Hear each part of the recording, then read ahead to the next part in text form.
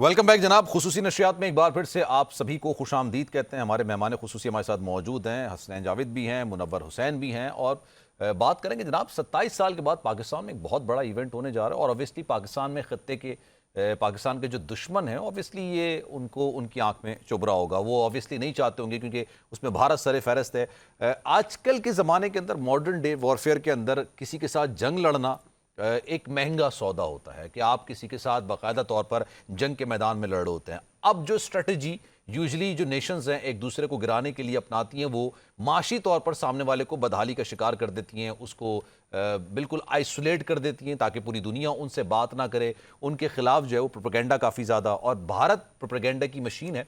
पाकिस्तान के खिलाफ प्रोपेगेंडा करता है।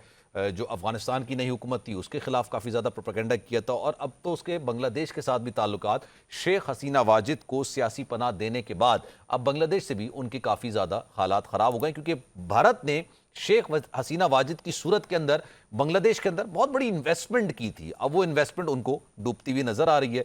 और जयशंकर ने पाकिस्तान आने से पहले भी कुछ इस तरह के बयान दिए जिससे लगता ऐसा है कि वो अपनी रऊनत के अंदर, अपनी फिरौनियत के अंदर काफ़ी ज़्यादा आगे चले गए। लेकिन एक सवाल यहाँ पर यह भी पैदा होता है, जब कोई मुल्क हमारे मुल्क के अंदर इन्वेस्टमेंट करेगा तो सबसे पहला सवाल उसकी इन्वेस्टमेंट कितनी सिक्योर है, वो सवाल सबसे पहले पैदा होता है। दूसरा, सियासी स्टेबिलिटी कितनी है उस मुल्क के अंदर, वो एक बड़ा सवाल पैदा होता है। और पाकिस्तान में जो सियासी तौर पर मामला चल रहे हैं वो किसी से ढके छुपे नहीं है। हसनैन जावेद साहब, सर ये आपको नहीं लगता कि ये एक बहुत बड़ा कंसर्न हो सकता है सियासी स्टेबिलिटी के हवाले से? और हमारी सियासी जमात है वो 15 तारीख को ही उन्होंने एहतजाज की कॉल दे दी थी, क्योंकि इस वजह से क्योंकि पूरी दुनिया के में उस एहतजाज को फौकियत मिले या कम से कम रजिस्टर हो जाए। क्या कहेंगे सर? देखें, ये सियासी मामला जो है वो हर मुल्क के होते हैं, और वो इस तरह के इवेंट्स जो हैं वो इसलिए होते हैं ताकि उसके ऊपर वो अपनी बार्गेनिंग पावर बढ़ा सकें। ये है हमारा इंटरनल मैटर। अब हमारा जो एक्सटर्नल मैटर है उसको समझने की कोशिश करें कि ये बात हुई कि रशिया और चाइना ने ये वेन्यू तय किया है, और वेन्यू तय करने के बाद सारे ममालिक आ रहे हैं। सबसे पहली बात ये है कि हमारा फोकस ये होना चाहिए कि ये जो आपने अभी बात की कि इंडिया की क्या सिचुएशन है।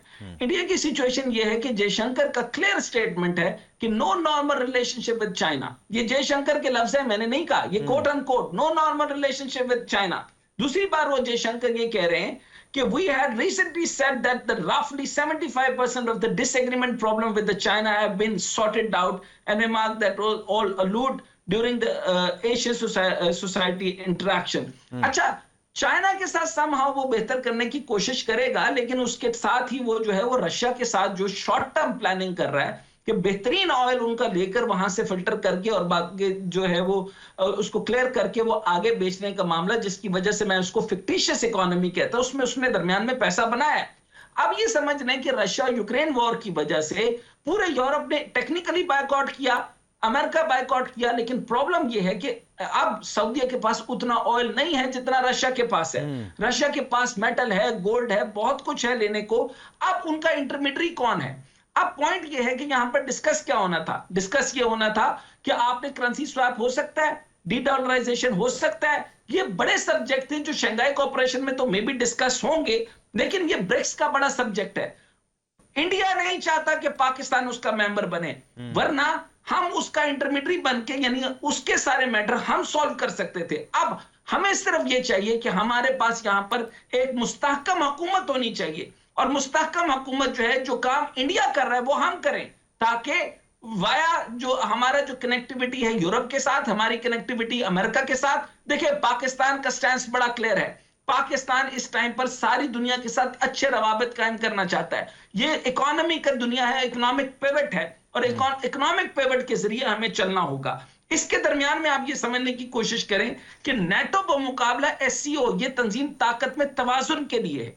अगर ये बैलेंस ऑफ पावर कायम नहीं रहेगा तो कैसे रहेगा? इधर एक तरफ नेटो है, नेटो आपका जो है, जिस तरीके से डॉक्टर मुनव्वर ने ग्लोबल साउथ और ग्लोबल नॉर्थ की बात बड़ी क्लियर कर ली। आप ये देखें कि बाकी जो ममालिक है, बेलारूस से लेके सारी बेल्ट आपके पोलैंड तक जो है, वो क्या आप जाने देंगे? ऑफ कोर्स नेटो को वो नहीं जाने देंगे। इसी के मुकाबले में ये तंजीम जो है वो शंघाई कोऑपरेशन बहुत इंपॉर्टेंट है।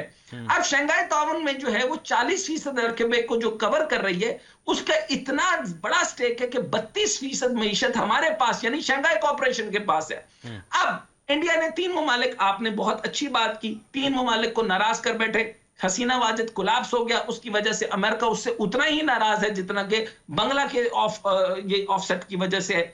इसी तरीके से पाकिस्तान को वो साइडलाइन करना चाहता है। अब आईएमएफ की तमाम शराइत से आपको अंदाजा हो गया होगा कि हमारे पास 22 शराइत के बाद हमने आईएमएफ माना है, और उसके अंदर बड़ी शराइत ये है कि हमने 23 इकोनॉमिक जोन्स को जो है वो कोई फैसिलिटेशन नहीं देनी, और 9 इकोनॉमिक जोन जो पहले चल रहे हैं, और उसके बाद जो गवादर आ गया तो यूएई के लिए तो मुसीबत बन जाएगी और सऊदीया के लिए मुसीबत बन जाएगी। लेकिन पॉइंट यह है कि चाइना उसकी बैक पर है, तो पाकिस्तान दोबारा से रिवैम्प कर सकता है। चुनाचे हमें बैलेंस ऑफ पावर पे देखना है। अब दुनिया इस वक्त कई ऐसे इत्तेहाद मौजूद हैं जो मईशत या सिक्योरिटी और दिफाई जरूरियात के लिए बनाए गए। चुनाचे इसमें बड़े इत्तेहाद जैसे कि G7, G20, क्वाड और नेटो और एससीओ हैं।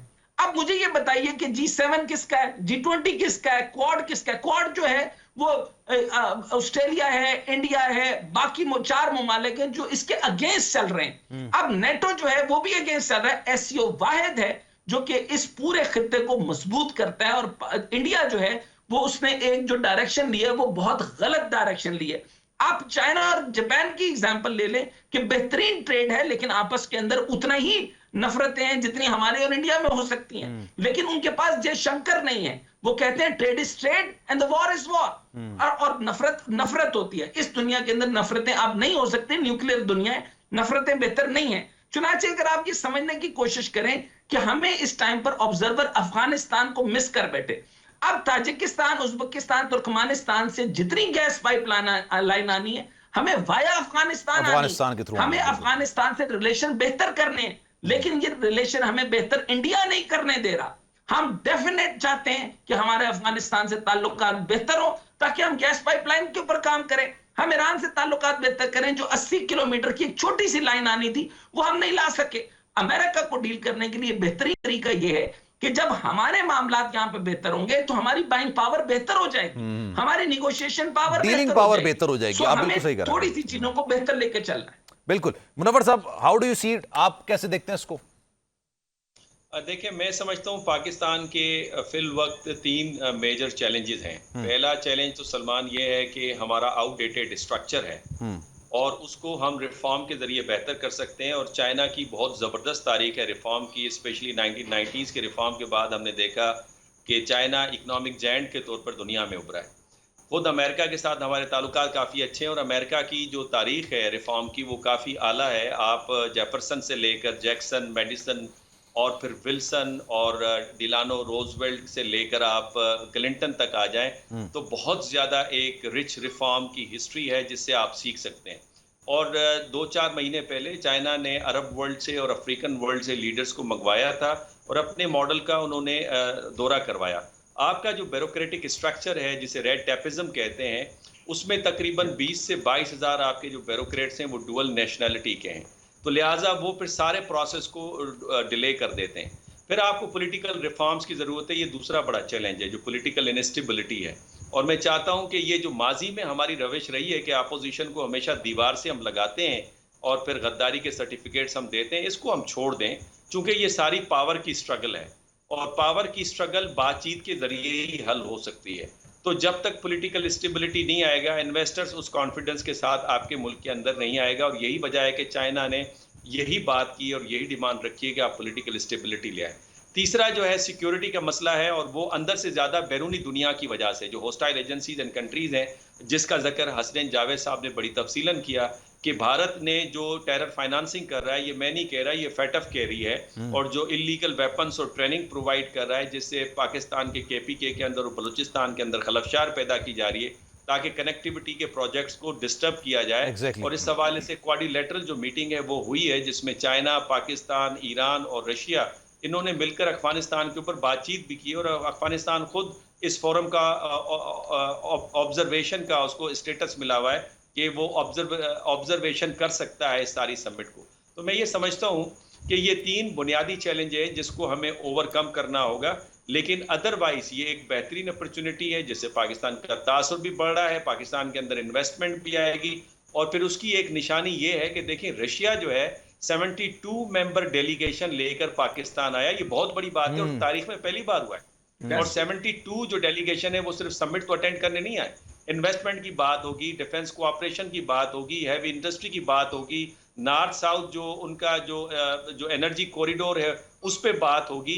और फिर हमें ये समझना चाहिए कि इस सारे फोरम के तहत सीपैक 2 की बात भी हो रही है। और सीपैक 2 इतना इंपॉर्टेंट है कि एक तरफ एनर्जी को प्रोड्यूस करने वाले ममालिक सऊदी अरब और यूएई इसका हिस्सा बन रहे हैं, तो दूसरी तरफ यूरोप के साथ लिंक करने के लिए टर्की और रशिया भी इसका हिस्सा बन रहे हैं। तो आप इससे इमेजिन कर सकते हैं कि कनेक्टिविटी का प्रोजेक्ट जो है कहाँ जा रहा है। तो लिहाजा जो आईमेक था इंडिया का वो डूब गया बिकॉज ऑफ द गजावार। और ये जो W3 का कॉन्सेप्ट था मेकिंग द बेटर वर्ल्ड, वो भी इस वक्त तक अब उस प्रैक्टिकल शेप नहीं ले पाया। तो मैं समझता हूँ कि इस वक्त अगेन आई वुड से कि रैशनैलिटी का तकाजा ये है कि आपने चॉइस करनी है कि अपने पड़ोसियों के साथ रहना है और एशिया की सेंचुरी में उसका हिस्सा बन के रहना है, या डिक्लाइनिंग यूरोप के साथ आपने रहना है। और आखिरी बात मैं ये कहूँगा कि अमेरिका की जो बिहेवियर है उसको हम कहते हैं रियलिज्म प्लस। ये रिचर्ड हास ने दी थी immediately after the end of the cold war, जिसमें ये कहा था कि जो पावर पॉलिटिक्स में अलायंसेस बनेंगे दुनिया में उसकी लीडरशिप अमेरिका करेगा। लेकिन चाइना ने लिबरलिज्म प्लस लिया हुआ है, यानी जो इकोनॉमी एंड कनेक्टिविटी और ट्रेड और ग्लोबलाइजेशन का जो प्रोसेस है उसकी लीडरशिप इस वक्त चाइना ने संभाली है। और उसका अंदाजा आप इससे कर सकते हैं कि $30 बिलियन का उसका शेयर है ग्लोबल जीडीपी में, जबकि G7 का टोटल मिला के 13% है। तो बाल उनके हाथ से निकल गई है। अब ये बेवकूफ़ी समझ लें, इनएप्टनेस समझ लें कि जो डिक्लाइनिंग पावर है उसकी तरफ आप खुला के आप स्टेटमेंट भी दे रहे हैं उनको राजी करने के लिए, लेकिन जहां सूरज उभर रहा है और जिसका फ्यूचर है उसको आप डिक्लाइन कर रहे हैं, उनको आप नाराज कर रहे हैं। तो मैं समझता हूं ये रैशनैलिटी नहीं है on the part of India. अच्छा, मैं क्योंकि मुझे वाइंड अप भी करना है तो मैं हसनैन साहब आपसे, क्योंकि ये पॉइंट मुझे इस पे 72 लोगों को लेके वफ्द रशिया आया है। रशिया की डिमांड वार्म वाटर्स दी थी ज़्यादातर। अब वो सोवियत यूनियन के मामले में पाकिस्तान का किरदार, दीगर मामला तो सब पैसे पुष्ट रह गए, लेकिन वार्म वाटर्स तक रसाई उनकी पहली तरजीह हुआ करती थी, पहली डिमांड भी हुआ करती थी। ये पाकिस्तान और रशिया के दरमियान ट्रेड ताल्लुकात, दो तरफा बायलैटरल, जो आप कहना चाहेंगे, इसमें जो सर्द जंग उसको खत्म करने के लिए, बर्फ पिघलाने के लिए ये कितना बेहतरीन मौका है? देखें जी, ये डिसाइसिव है, ये आपको देखना पड़ेगा। मैं आपको ये बात बताऊं कि मुनव्वर साहब ने जो पॉइंट बताया है वो बोन ऑफ कंटेंशन को टारगेट करते हुए आपको कॉज एंड इफेक्ट बताया। उन्होंने कॉज बता दिया कि आपको सबसे पहले पॉलिटिकल स्टेबिलिटी चाहिए, फिर आपको डायरेक्शन चाहिए। आपने 22 शराइत मान के 7 अरब रुपए ले लिए और उस शराइत के अंदर क्या है कि आप इकोनॉमिक जोन्स ना बनाएं, आप गवादर के ऊपर फैसिलिटेशन ना करें, आप अच्छा मांग वही रहे हैं जो चाइना मांग रहा था कि आपने ब्यूरोक्रेसी जो है वो रेड टेपिज्म की इंतहा तक पहुंच गई है। आपने यहाँ पे चाइना ने CPEC अथॉरिटी बनाई। मैं आपको यहाँ अर्ज करना चाहता हूँ कि CPEC जो है जो अभी फेज 2 में नहीं है, लिजियान चाओ जब आए थे उन्होंने आपको ऑडिट दिया था और दूसरी उसके बाद उन्होंने कहा था कि there are 3 concern which is security and Pakistan military is the only guarantor for the everything. CPEC का गारंटर सिर्फ पाकिस्तान मिलिट्री है, चुनांचे सिक्योरिटी आपका सबसे बड़ा टारगेट होना चाहिए। अच्छा, अब ये है कि अगर CPEC नहीं है तो हमारे इकोनॉमिक जोन नहीं है, हमारे इकोनॉमिक जोन नहीं है तो एनर्जी नहीं है तो बाकी चीजें नहीं है। अब IMF ने कहा कि आपने ना IPPs डेवलप करनी है, ना आपने कैप्टिव पावर प्लांट्स को बनाना है। चुनांचे ये जो आपकी जो गड़बड़ आ रही है यहाँ पे एनर्जी सेक्टर में, इसको भी रिसॉल्व करना है। जब आप IMF के कहने पे ये काम कर सकते हैं, तो जो चाइना जो ऑलरेडी $28 बिलियन CPEC पे लगा चुका है और $62 बिलियन लगाना चाहता है, ना कि वो जो है वो $400 बिलियन के आपके ईरान वाली साइड पे आपके जो उस तरफ लगना है, उसके बाद लगाने के बजाय पाकिस्तान में लगना चाहिए। अब मैं इसकी एक डिटेल बात आपको बताना चाहता हूं कि क्यों लाइफलाइन है। आप ये देखें कि पेट्रो डॉलर क्या है। पेट्रो डॉलर, अमेरिका कोई चीज मैन्युफैक्चर नहीं करता, कुछ नहीं बनाता। सऊदी और अरब ममालिक के तेल के ऊपर जो रिजर्व बनता है उसके ऊपर वो डॉलर छाप रहा है। अमेरिका सिर्फ डॉलर छापता है। तो यहां पर आप देखें कि किसकी ताकत है, अरब ममालिक की। दूसरी ओपेक एंड ओपेक प्लस, ये 13 ममालिक है जिनके पास तेल है। अब इसके बाद जो अफ्रीकन ममालिक है वो खुल जाएंगे तो ओपेक प्लस की भी वो ताकत खत्म हो जाएगी। चुनाचे डॉलर जो है उसको हम बार्गेन कर सकते हैं। अब अगर आप आईएमएफ और जी-पैक को बैलेंस करना चाहते हैं तो यहां पे पॉलिटिकल स्टेबिलिटी चाहिए, वो मजबूत आदमी चाहिए। देखिए जैसे मैंने आपको कहा, Tajikistan, Uzbekistan, Turkmenistan, Imran Khan के दौर के अंदर तुर्कमेनिस्तान और उज्बेकिस्तान वगैरह के साथ हमने खास तौर पे $90 बिलियन की ट्रेड का लाहे अमल तय किया था। वो हमारे लिए लाइफ लाइन थी। सी पैक के साथ इस वक्त हमारे 21 इकोनॉमिक्स बन जाते हैं, जिसके अंदर अभी देखें 9 इकोनॉमिक जोन में से 4 के अंदर सिर्फ 17, 5, 6 और 8 इतनी परसेंटेज पे काम हुआ। ये कोई काम तो नहीं है। पाकिस्तान की तरफ इनपुट नहीं है।